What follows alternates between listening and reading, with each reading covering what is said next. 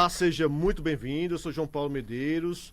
Daremos início agora a mais uma sabatina do Jornal da Paraíba, que tem entrevistado e conversado com os principais candidatos a prefeituras do interior do estado. Momento importante para que o eleitor dessas cidades conheça um pouco das propostas desses candidatos e, claro, para que esses candidatos também apresentem projetos, propostas, ideias que possam melhorar a vida dessas populações. Lembrando que todo o conteúdo desta entrevista estará disponível no Jornal da Paraíba e também no site da CBN Paraíba e será repercutido, claro, pelos veículos de comunicação da Rede Paraíba de Comunicação.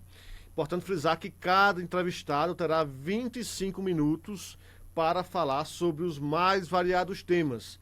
E aqui conosco já o candidato à Prefeitura de Patos, do Sertão do Estado, o professor Edileudo, do PT, a quem nós já agradecemos por demais a participação e a presença aqui com a gente. Seja muito bem-vindo, candidato. Eu é que agradeço pela oportunidade, um abraço ao Pedro Pereira, ao amigo João Paulo e a todos que acompanham nesse momento, mandar um abraço a todos os companheiros e companheiras, que aí a gente vai poder dialogar com a sociedade de Patos sobre os vários temas como foi colocado e a gente tem essa oportunidade ímpar e não vai perder essa oportunidade. Quem também está aqui conosco e vai participar dessa conversa é o jornalista Pedro Pereira, colunista do blog Pleno Poder do Jornal da Paraíba. O nosso sabatinado de agora, o professor Edileudo, candidato à Prefeitura de Patos, já foi vereador por 2 vezes em Patos e agora busca pela primeira vez disputar a prefeitura do município. Candidato, eu vou começar perguntando agora e o seu tempo também de 25 minutos começa a ser contado a partir desse instante. Candidato, Patos enfrenta muitos gargalos em várias áreas. Um desses problemas maiores é que em épocas de chuva o centro da cidade registra alagamentos, mesmo que a cidade seja ali conhecida como a Morada do Sol, né? E aí eu pergunto ao senhor, o que provoca esses alagamentos e como o senhor, caso seja eleito, vai trabalhar ou como o senhor vai tentar resolver esse problema, esse gargalo lá dos alagamentos em Patos? Ok, primeiro também mandar um abraço para o nosso vice, né, Roberto Lima, que está aqui nos estúdios, né, e todos os companheiros da Frente Brasil da Esperança, né, composta pelo PT, PCdoB e PV, que compõem a nossa equipe com 14 candidatos e candidatas a vereadores, né? Dizer que isso é um problema, falta de planejamento, né? Ou seja,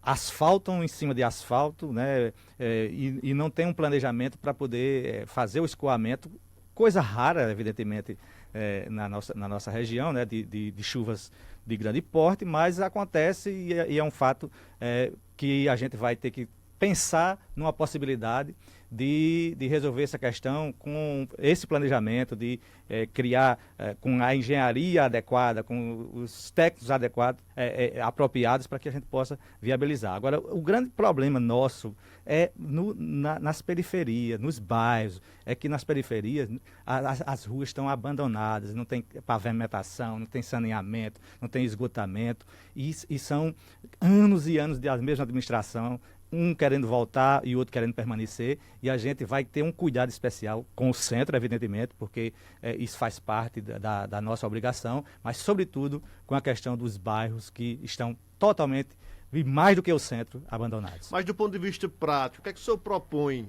de medidas, de ações para resolver essa questão dos alagamentos, seja no centro ou nos bairros da cidade? A questão, como eu disse, a questão de você ter a implementação do nosso orçamento participativo, que é uma criação do Partido dos Trabalhadores, que a lei municipal é de autoria de nós quando fomos vereadores, para que a gente possa discutir com a sociedade o que é melhor para poder resolver essa questão dessa problemática dos bairros, da pavimentação. Nós colocamos na nossa proposta de plano fazer um trabalho, né? Evidentemente que você não vai chegar, querer jogar para a torcida e dizer que no primeiro ano, no primeiro mês de uma gestão, você vai resolver todo o problema de saneamento e de pavimentação de todas as ruas da cidade. Mas a gente colocou lá que dentro desse orçamento participativo, a gente vai fazer um trabalho equilibrado, em que um bairro não seja totalmente calçado e o outro nenhuma rua ser efetivada. Então, essa questão dos bairros vai ser a implementação com a pavimentação com o saneamento. Essa questão específica do centro, né, é uma questão de engenharia que a gente vai ter que encontrar essa solução para poder escoar essa água, né, de forma rápida e evite esses alagamentos. Como eu disse, não é o grande problema, né? Não é o grande problema, mas é um problema que precisa ser resolvido e a gente vai apresentar isso no nosso primeiro instante de governo a partir de 2025. Edileudo, seja muito bem-vindo à Sabatina do Jornal da Paraíba, uma honra recebê-lo. Como o senhor já citou, o senhor foi vereador por 2 mandatos e sabe muito bem como funciona a máquina legislativa. Eu queria perguntar ao senhor, enquanto vereador, como é que o senhor avalia a relação do atual prefeito de Patos, Nabor Vanderlei, com a Câmara da cidade e, caso o senhor seja eleito, como deve ser a sua relação com o Poder Legislativo da Morada do Sol? Isso é uma questão que a gente tem colocado, né, porque eu fui vereador por 2 mandatos, fui de situação e fui de oposição. Eu fui por 2 vezes também membro do Poder Executivo, como secretário de Meio Ambiente e secretário adjunto de Educação. E nesse aspecto eu estou tranquilo e preparado para poder fazer essa relação, né? Porque o Poder Legislativo tem a sua autonomia, tem a sua importância, né? E o Poder Executivo tem as suas obrigações também. Então, essa relação do Poder Executivo mandar os projetos e negociar, e articular, e mobilizar o Poder Legislativo para que seja aprovado, isso é uma dinâmica que a gente vai, tenho certeza, fazer com toda a habilidade, porque nós temos essa experiência nos 4 setores, digamos assim, seja como legislativo de oposição e de situação, seja no executivo. Lamentar que hoje, né, é o chamado toma lá da cá, é o chamado a imposição. O vereador tem que votar no projeto que o prefeito manda, mesmo que ele discorde, porque ele está ali subordinado a uma série de empregos que a prefeitura abre para cada vereador. São os exames, são as cirurgias que só saem se o vereador autorizar, e aí o vereador fica totalmente comprometido. Nós temos hoje poucos contas nos dedos os vereadores que estão na oposição fazendo um trabalho de independência. E a gente lamenta que isso ocorra numa cidade do porte de Patos, numa cidade universitária, que não dá mais para ter esse comportamento, essa picuinha política, essa prática política do prefeito ter que adotar a maioria da Câmara para poder administrar o município, e o prefeito se passar por isso também, né? Usar desse artifício para poder fazer esse tipo de ação. O senhor falava sobre essa situação vou usar até o termo que o senhor colocou, toma lá da cá, mas essa, infelizmente, é uma realidade que acontece em Patos e em praticamente todos os municípios brasileiros, se não a gente puder falar, em todo o Brasil, independentemente da esfera. O que é que o senhor pode fazer para romper com essas amarras? Qual é a sua dinâmica para romper com essas amarras históricas e dinamizar esse processo de relação do Executivo com o Legislativo? Eu até fazia um questionamento no debate que houve recentemente lá numa rádio de Patos, sobre essa necessidade, ou seja, dar o exemplo do governo federal, da dificuldade que tem em administrar com o Congresso que tem, e precisa ter essa habilidade, ter esse jogo de cintura. Então, a gente pretende fazer esse trabalho de chamar a população, apresentar as propostas vinda da população e levar para o Poder Legislativo mostrando, olha, isso não é um projeto do prefeito, professor Edileudo, isso é um projeto da sociedade. Se o Poder Legislativo quer estar em sintonia com a sociedade, que aqui apresente, coloque emendas, melhore a nossa proposta original, porque essa é uma função do Poder Legislativo. Eu sempre tive a contribuição, mesmo quando eu era oposição, de apresentar emendas, e essas emendas muitas vezes se transformaram em leis, porque, mesmo sendo, como eu disse, de oposição, mas eram salutares. Então é preciso colocar o povo como foco da administração e o povo como foco da sociedade patuense, para que o Poder Legislativo entenda que ele é apenas um mecanismo importante, mas que é um mecanismo para atender a população. Esse é o trabalho que a gente vai fazer, de ser o coordenador, né, da sociedade, seja fazendo a relação com o Poder Legislativo, seja chamando todas as associações comunitárias, todos os setores organizados da sociedade para vir administrar junto conosco. Candidato, o senhor fez uma colocação aí também nessa resposta sobre a vinculação entre a realização de exames e consultas com a autorização, digamos assim, dos vereadores, essa relação entre o legislativo e a realização desses procedimentos médicos que deveriam ser pelo menos gratuitos e acessíveis a toda a população. O senhor já chegou a levar essa denúncia, que não deixa de ser grave, né, também, ao Ministério Público, aos órgãos de fiscalização, enquanto vereador? Não, na verdade é só para... A gente não está como vereador atualmente, certo? A gente foi ex-vereador em outras legislaturas, mas esses são casos gritantes que aparecem agora na campanha, né? Que a gente recebe depoimentos e depoimentos, né? De vereadores, de eleitores que dizem, ó, eu só voto, eu voto até no prefeito, mas para vereador eu tenho que votar porque conseguiu a cirurgia da minha avó, conseguiu o exame da minha mãe, e a gente percebe na outra ponta eleitores, pessoas reclamando que fizeram a tentativa de conseguir o seu direito e ficam 6, 8 meses sem essa resposta. Então, isso é um fato, e aí, como a gente está no processo eleitoral, qualquer ação nossa poderia caracterizar como uma questão eleitoral, ou seja, de você estar fazendo isso, mas a gente diz isso aqui claramente, que é uma situação que a gente percebeu durante esse processo e que a gente vai fazer com que a população reflita que só tem uma forma muito mais eficiente do que o Ministério Público, do que a própria Justiça, é a questão do dia 6 de outubro, é você escolher livremente aquilo que... deixar de lado essa prática, volto a insistir, uma cidade como Patos, da dimensão de Patos, do povo de Patos que tem esclarecido, não pode se submeter a esse tipo de política atrasada, velha. E aí nós temos que dar essa resposta no dia 6, escolhendo os vereadores que não tenham esse tipo de comportamento e escolhendo um novo projeto. Nós temos claramente, e aí vocês podem, eu sei que vão abordar, na minha visão, nós temos claramente 3 projetos em Patos nesse momento e a população vai ter a oportunidade de escolher um desses 3 projetos. O senhor tem falado, inclusive, que o seu projeto é uma alternativa para Patos, né? Eu pergunto, que alternativa seria essa, já que o senhor também já participou como membro da Câmara Municipal por 2 mandatos e também da própria gestão, né, em 2 momentos. Como é que o senhor se coloca, ou como é que o senhor pretende convencer o eleitorado de Patos que é uma alternativa a esses outros modelos que o senhor, nesse instante, critica durante a campanha eleitoral? Isso, eu tenho dito claramente, ou seja, nós temos um projeto que é o projeto conservador, né?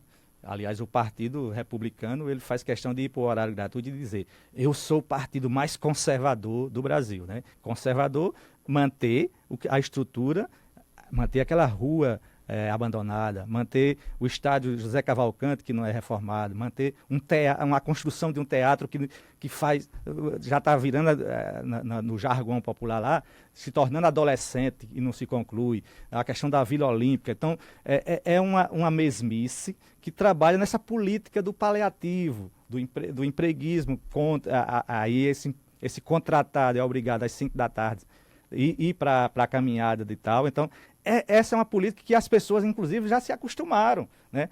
Porque o candidato ele é bem aceito, ele é bem visto, ele é amigão das pessoas, e aí a gente tem essa mesmice, né? Esse é um projeto. O outro é um projeto que se auto-intitula Direita Patos, né? Então é um projeto conservador, mais do que o republicano. É um projeto de trazer de volta uma política que já foi no passado de Patos e que representa também os 4 anos de um governo federal que ocorreu aí. Ou seja, os seguidores dessa candidatura têm esse perfil. E nós nos apresentamos, o nosso slogan é coragem para fazer diferente. Primeiro, um professor se colocar como candidato a prefeito numa cidade como Patos, dessa polarização histórica de famílias oligárquicas, já é ter coragem. Depois, dentro de um cenário, né, de dificuldades, e a gente quer apresentar para a população de que a gente pode fazer diferente com a participação da população. Primeiro, essa participação tem que ser agora. Você não consegue, o professor não vai ganhar com o voto do vizinho, vai conseguir o direito de administrar nos próximos 4 anos, se você decidir que ele é o melhor para Patos. E a gente quer fazer esse trabalho com a participação da população. Se vai ser melhor ou não, quem vai julgar é a população, mas que vai ser diferente, vai, porque a gente vai fazer com que a população saia dessa mesmice, saia e nem retroceda para uma prática antiga, de você tomar, ou seja, qual é o grande jogo nesse momento? São 2.000 contratados que tem ali querendo assegurar o seu emprego e, do outro lado, 2.000 que querem tomar o lugar desses contratados para poder fazer a mesma política, a mesma prática e em 2026 estar acompanhando o deputado que o prefeito vai seguir e tal. E a gente quer fazer diferente, respeitando a população, ouvindo a população. Em relação à saúde, a gente tem a nossa proposta é ouvir. Nós temos postos de saúde em cada esquina em Patos, mas nenhum funciona.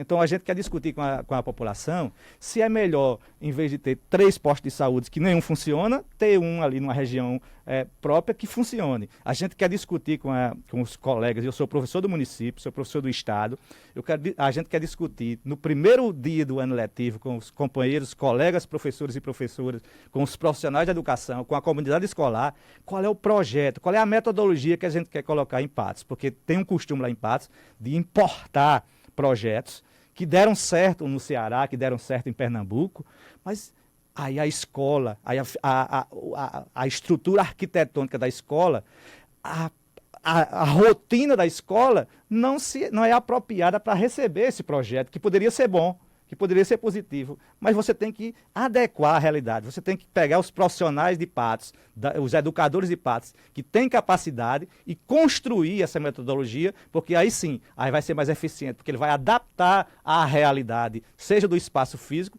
seja da criança que está recebendo aquele processo de ensino-aprendizagem. Candidato, ainda sobre essa questão mais política, né? Como é que o senhor pretende convencer o eleitorado de que a sua candidatura é viável se o senhor tem pouco apoio político hoje em comparação com as demais candidaturas? Porque, pelo menos pelo que a gente sabe, apenas a federação do PT, PCdoB e PV apoiam a sua candidatura, né? Então, como é que o senhor pretende convencer o eleitor de Patos de que esse projeto é viável, de que, se eleito, conseguiria governar bem a cidade, já que a governabilidade precisa, evidentemente, de outros apoios, sobretudo nessa relação entre o executivo e o legislativo? Não tem outro jeito, senão é conversar diretamente, olho no olho, com cada um, usar o programa de horário gratuito, usar os espaços que forem suficientes para a gente dialogar. E a gente tem feito, Pedro e João Paulo, né? João Paulo Medeiros, né? Nosso primo. Então, a gente tem feito assim, chega no comércio, quando a gente vai se dirigindo, o semblante da pessoa já é de rejeição ao político. Quando você chega assim e diz assim, eu sou o professor Edileudo, se você fizesse um close na mente das pessoas, já há uma modificação. Quando a gente fala, é um professor candidato a prefeito, porque ele pensa que é vereador, que já fui várias vezes. E aí há essa modificação de ouvir.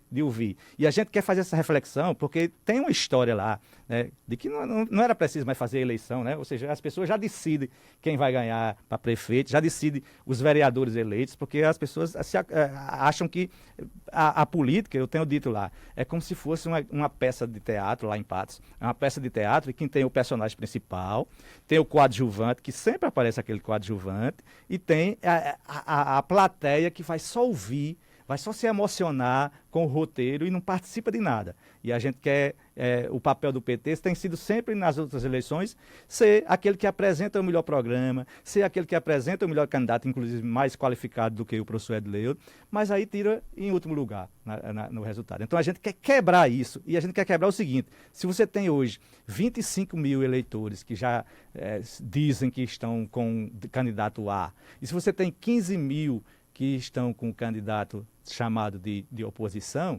você tem uma sobra de 30 mil eleitores. Nós temos 68 mil eleitores, né?